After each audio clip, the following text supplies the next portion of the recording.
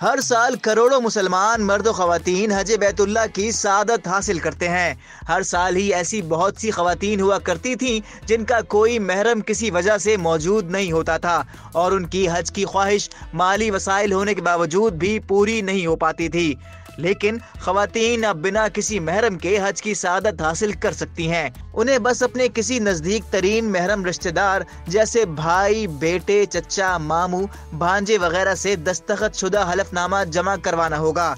इससे कबल जारी सरकारी सर्कुलर में वालिद या शौहर से दस्तखत का जिक्र था, जिस पर ऐसी ख़वातीन कि जिनके वालिद या शौहर का इंतकाल हो चुका है वो परेशान थीं। वजारत मजहबी उमूर ने सरकारी हज पैकेज के लिए दरख्वास्त वसूली की तारीख 12 से बढ़ाकर 22 दिसंबर भी कर दी थी, क्योंकि 27 नवंबर से 12 दिसंबर तक मामूल से कम दरख्वास्तें वसूल हुई थी। हालांकि इस साल सरकारी स्कीम गुज़िश्ता साल के मुकाबले में 1 लाख रुपए कम भी है।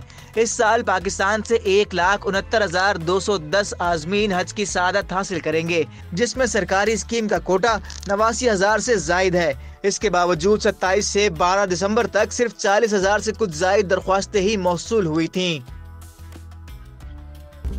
मज़ीद न्यूज़ अपडेट्स और डिजिटल स्टोरीज के लिए सब्सक्राइब करें डॉन न्यूज़ पाकिस्तान।